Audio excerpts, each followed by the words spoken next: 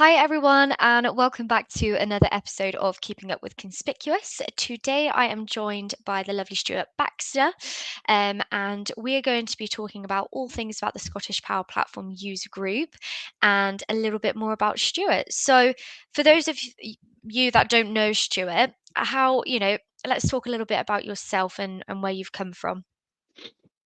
So I am a business applications MVP based in Fife, Scotland.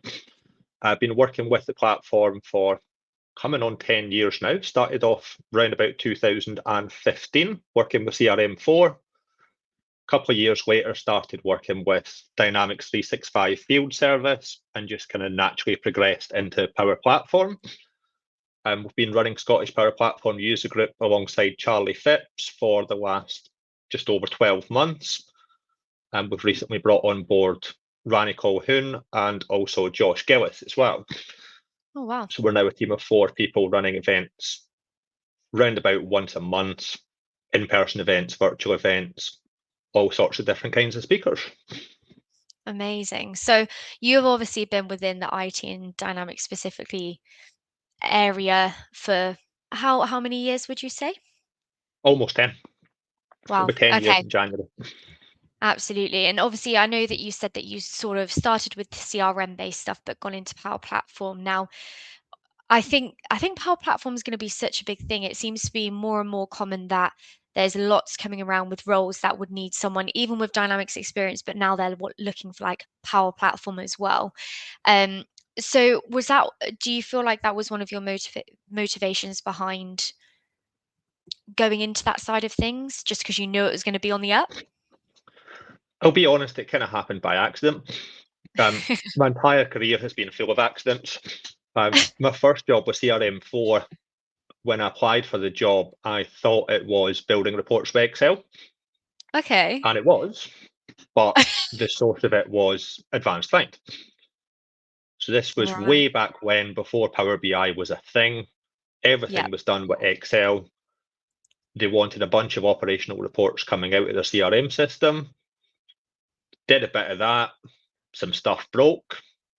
We figured out how to fix it. Some more stuff broke. We figured out how to fix it. And eventually kind of started off almost a support role. As time's progressed, I've seen more and more businesses looking for something outside of Dynamics.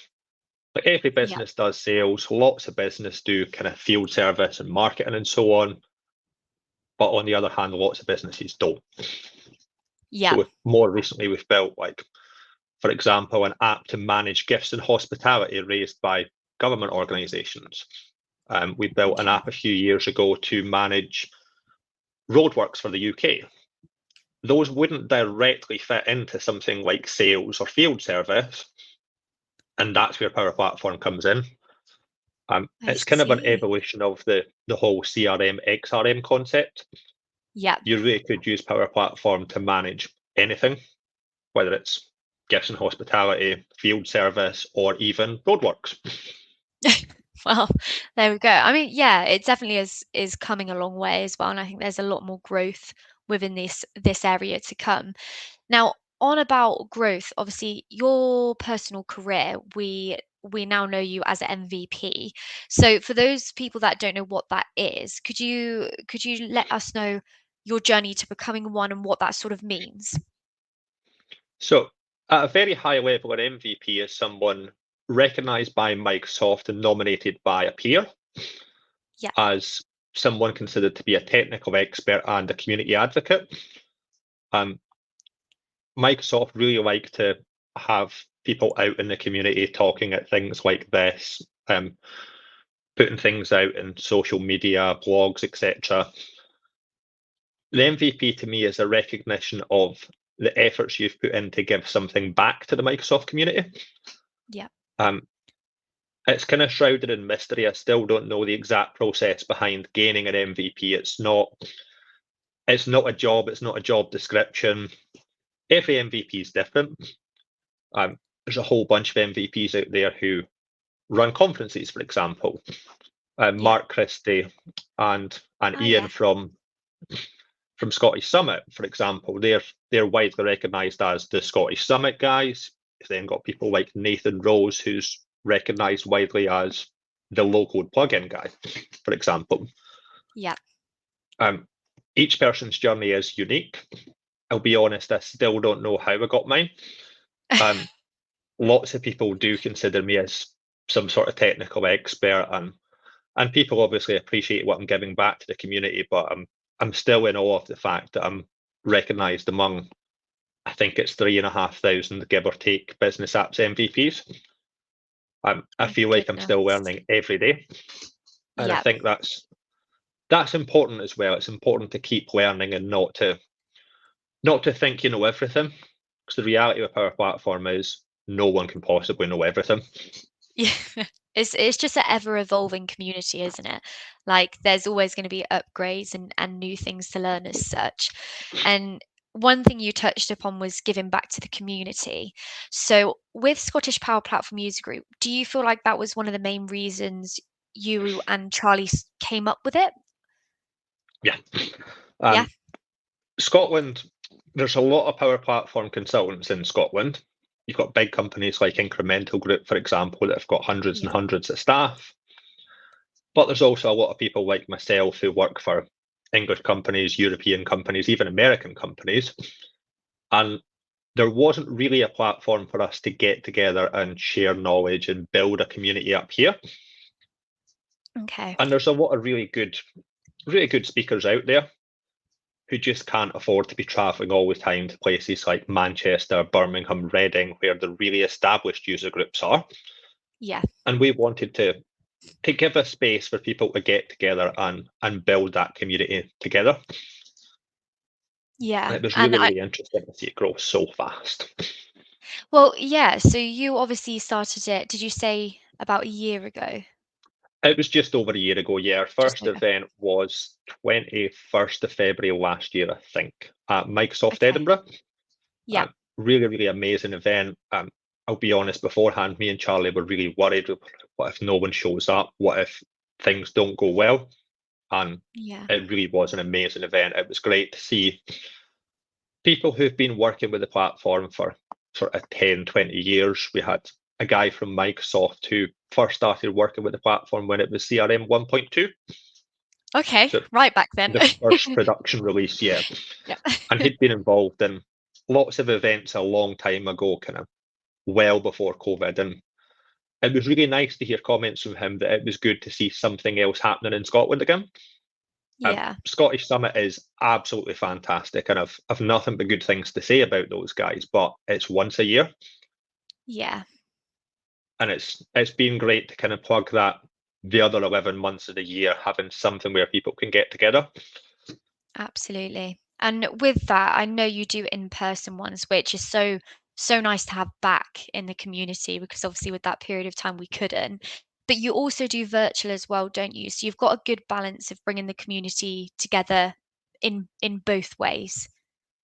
Yeah, I think it was really important for us when we first started to have in-person events because we want to get together, eat pizza, have a bit of chat outside of the sessions, and that's great with the in-person sessions. What the Yeah. virtual sessions have brought to us is speakers who the Scottish community wouldn't usually hear. For Okay. example, we had Hamish Shield on last year. Hamish comes from New Zealand. It's very, very unlikely we would ever see him at an in-person event in Scotland, but it was such a great session that it was really nice to hear how he looks at tackling requirements gathering and how he builds these projects together. Yeah. And people really got value from that. The reality is we could have flown him over, but it would have cost thousands and thousands of pounds. He would have needed time away from his family, time away from his job. Yeah. It just wouldn't have happened, quite honestly. So the virtual events have given us a platform to bring in speakers who we might not have had the opportunity to do so before. Absolutely. And I think one of the main things with this group, as you said to me, is it's a platform that gives someone that voice. And I know you have a little quote, don't you? So let's go back to when you first ever had to public speak. And I know you said there's a little quote that stuck with you, which now sort of empowers you and your group. So yeah, how was your first public speaking? It was absolutely terrifying. It's the most nervous I've been my entire life. Yeah. Um, as I say, we were worried that not a lot of people were going to show up, and every time I turned round, another 10 people had shown up, and genuinely terrified.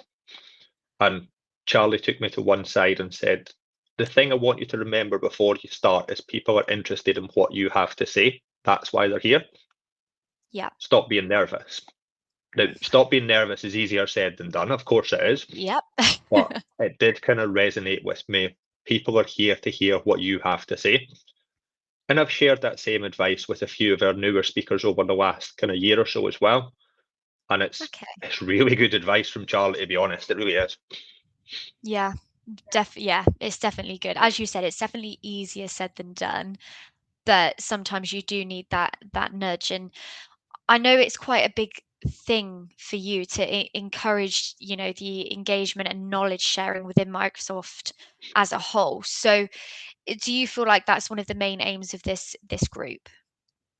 Yeah, it's an aim of pretty much everything that established community contributors do.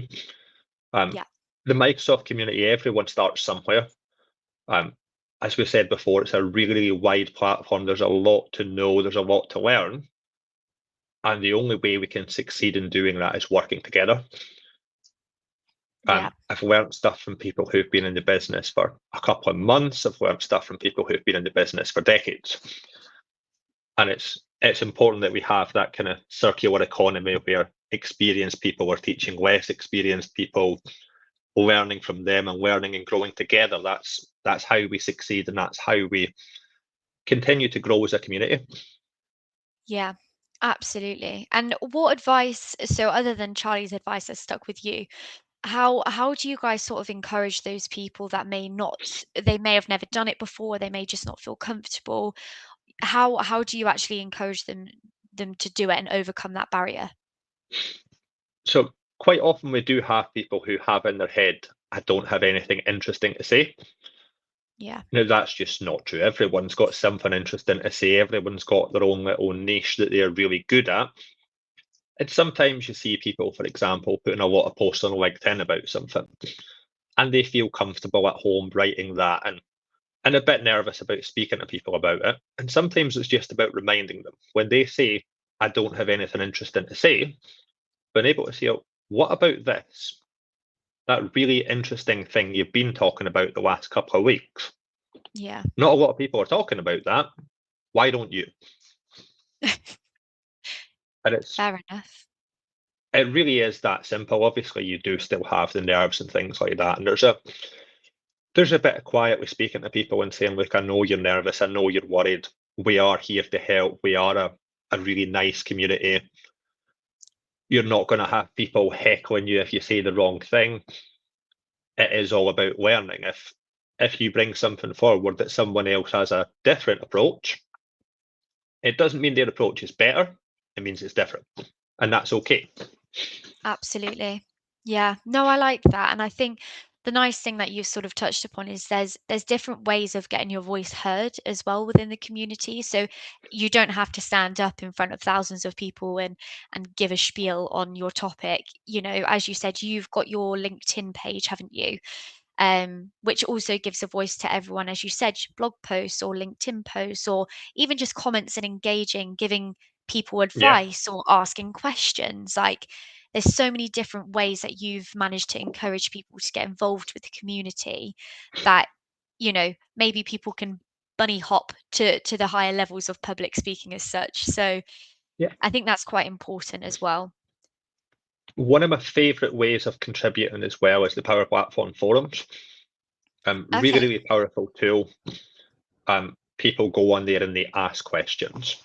I'm Yeah. struggling to do this thing here. I'm getting this error when I'm trying to build something. And it's really great to see people giving up some of them massive amounts of their time to just get together and say, oh, have you tried this? Have you tried that? Oh, that didn't work. Oh, I'm not sure. Someone else comes in, oh, try this instead, and that'll fix that thing there that was broken a second ago. And what's really encouraging about these is if you really break it down, all the different consultants in the world are competing against each other for business. Yeah, You would think that would mean people wouldn't want to share what they are doing that's special or different, and that's just not the case in the Microsoft community. Um, that's People who nice. are in effect direct competitors are still happy to help. Obviously, you do need to be careful in terms of what you're sharing, confidential information, who you're building for, etc. Of But course. the platform has very generic errors, and being able to say, I'm building an app to do a thing for a end customer, Yeah. and this is what I'm struggling with, there will be 100 people out there who are willing to help you at the drop of a hat. No questions asked. That's so good. And I mean, one thing I was going to say, which kind of triggered me and reminded me, was I was going to ask whether you found there was any barriers to setting up this type of group. And I would have thought that would have been one of the main issues. Like with competitors, why would you share the information? But as you just clarified, there isn't that issue. But Yeah, there really is. have you found there's any issues that you've encountered along the journey or not? There really haven't been any issues. The Microsoft community is such an amazing place that people are constantly reaching out and looking to give back in some shape or form. Yeah. Um, there is no barrier to getting into it. You don't have to be the most experienced person in the world. You don't have to be an MVP. You don't even have to be Scottish, quite honestly. Yeah. Um, we were a little bit worried at first that Scotland is relatively quite a small place, Yeah. that we were going to run out of momentum, run out of speakers, and it just hasn't happened. It's been really great to see people just looking to give back. Yeah. Yeah. I think it's so nice because obviously for myself, I know, well, I say we're not directly involved with Microsoft. We are because as a recruitment agency, we are end users of it. But even for people like ourselves, obviously most people are like, oh, recruiters. But I went to one of the community groups, unfortunately, not the Scottish one yet. However, that's more local to me than London now. So you never know. Um, You never know, you're more than but welcome. yeah, well, I'd absolutely love to because I went and for myself, who's come from a very non-IT background, but obviously I want to know as much as possible about the system because we obviously need to know about it, but also we use it. We've got customer engagement as our CRM system, and obviously I think it's BC for our financials. But no one was hesitant to talk to me and really like make me understand things at the conferences. And I have obviously looked on Power Platform groups. I get people message me, like you said, there's a few names that you've said that I know of, but before this, I wouldn't ever have a clue. But you're involved in the Microsoft industry and everyone will help. Everyone knows everyone. They'll message you at a drop of a hat and be like, "Oh, I saw that you want to learn a bit more about this." I had some guy send me it was like a reading on the fundamentals overall. He was like, if you want a really basic understanding, like I suggest this sort of thing. And yeah, as you said, I think it's such a great environment and community to be in. It Um, really is. Yeah. yeah. I've never worked in an industry like this in my life. Um, Oh wow. Very early on in my career, I worked in journalism for a short time, and it was very, very competitive and very cutthroat and very underhand at times. And it's Yeah. just not like that here. Um, Obviously there is the financial element of it, and companies have got to win business and things, but we don't have to compete against each other. It's No. such a big, wide-ranging opportunity that, quite frankly, most businesses have got more work than they know what to do with anywhere. Yeah. Yeah, I know exactly what you mean, and I think it's so important to have communities like yourself, and as you said, especially in Scotland where it may be a little bit of a smaller area, to give that a bit of publicity, sorry, and get everyone in that area involved as well is really good. Now, with the direction of your group, is there anything that yourself and Charlie have sort of sat down with and thought this is where we want it to go? Or is it more taking it in your stride and just rolling with it? We've got a couple of underlying principles that we want to keep doing, Yeah, but generally speaking, it is taken in our stride. in terms of those underlying principles, it's keep bringing forward great speakers. Yeah. So that could be MVPs who haven't spoken in Scotland before. It's important to get those voices out there and people learn a lot from them, but equally it's important to keep bringing on new speakers, Yeah. keep encouraging people to get out there and talk about what they're passionate about and what they're excited about. And Absolutely. it's equally important for us to have those brand new speakers or up and coming speakers as it is to have the really established speakers that speak at 100 events a year. I Yeah. think one day we're all going to retire and there needs to be someone to take our place. And That's that's what true. we're about at the end of the day. I know I probably That's shouldn't true. be talking about retirement when I'm not even 40 yet, but yeah, one day there is going to be someone else who's going to be the next Charlie Phipps, the next Nathan Rose, the next Keith Atherton, all these really great people out there. And they want to pass that knowledge on, that's the thing. And that's Yeah, what we want to give a platform to do. absolutely. And so actually that springs a little question in my mind. Would you have any advice to those that are maybe more junior into the industry? If you had one piece of advice to them moving into this industry, what would you say? Ask lots of questions. Okay, we haven't had that Um, answer before. there will be early on in your career, and even as an experienced consultant, you will always have questions. The thing I've learned in this industry over the last decade is someone always knows the answer and they're always willing to tell it to you. Okay. Whether it's on LinkedIn or whether it's on the Power Platform forums, whether it's just noticing someone seems to talk about something a fair bit and reaching out to them. Yeah. You've got people like Natty Turtledove, who's just been given his MVP. We've had a few chats about Power Platform ALM and different approaches. The most approachable guy in the world. Oh, really? I'd literally dropped him one or two messages kind of months before. Since then, we've had various different chats and things, and he's willing to give up his time in the evening for a 10-minute chat about this or a 10-minute chat about that. And there are lots and lots of people out there. I Yeah. don't think I've found a single person so far who is too busy to help. It's just not a thing in our industry. So if you have questions, ask. More I often think than not, that's if the person doesn't know, they'll say, "Oh, have you spoke to Nathan? Your questions about low-code plugins. I don't know about low-code plugins too much. Nathan knows everything about them. This is Nathan. Have a chat." And he'll take over and chat about it. Yeah, I think that's very good advice, actually. I know I've asked a couple of people who have featured the same sort of question. Everyone sort of answered it differently, so it's quite nice because you need to inspire that younger generation because you want to keep the positive community just growing. So yeah, no, I think that's good. Now, obviously, I know with the Scottish Power Platform group, you've got a couple of things coming up in the pipeline, haven't you? Um, so if anyone is watching that is very interested to go to any of these events or community groups, then what's in the pipeline for you, Stuart? So we've got an in-person event coming up on 21st of May, just finalising the speakers, so they should be announced in the next couple of days. And then Yeah. shortly after that, on the 11th of June, we've got our next virtual event.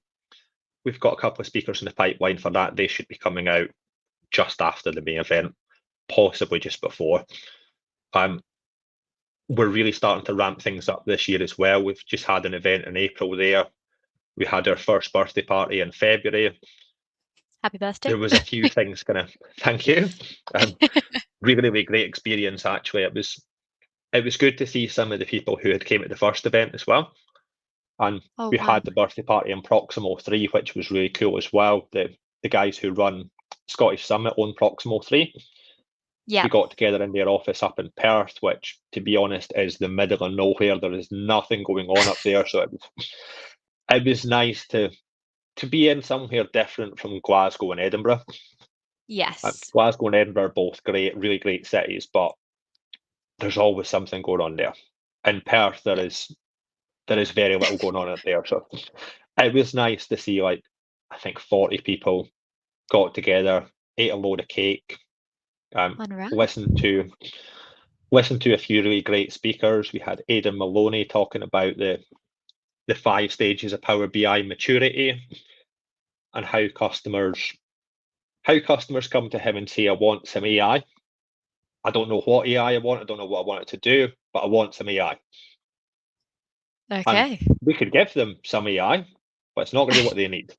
Their data is Yeah. probably not going to be in a great state. There's probably a bit of work to be done to get in a state that AI can make intelligent decisions. And it was really cool to see someone I haven't seen out in the community too much doing a bit of chat around that. And then we had one of our speakers singing Michael Jackson songs as part of his session, which was really Incredible. interesting. Yeah, Rory Neary really is an incredible man. I've never seen someone talking about Copilot burst into song twice during a 20-minute session. Well, it's clearly stuck with you, so it worked, I'd say. Yeah. We like to bring something a bit different. And yeah, Rory Neary is very, very much different, we'll say, but he is absolutely fantastic. He really is. Yeah. Well, yeah, as you said, there's lots going on that you've got in the pipeline. I just think it's so funny that now when you're talking about different people like the Proximo 3 and Mark Christie and all of those, now that I know the names, I've had a few people on the podcast as well. It really highlights to me how big of a community it is, but how small it feels because everyone does just communicate with everyone, you know, if that makes Yeah. sense. Yeah, it's cool. I really like it. I realised how close knit a community it was last year when I got married. Oh, really? Um, I got married last year, and that was on the same weekend as South Coast Summit. Oh, yes. Yep. And of course, I didn't go to South Coast Summit because I was a little bit busy that day.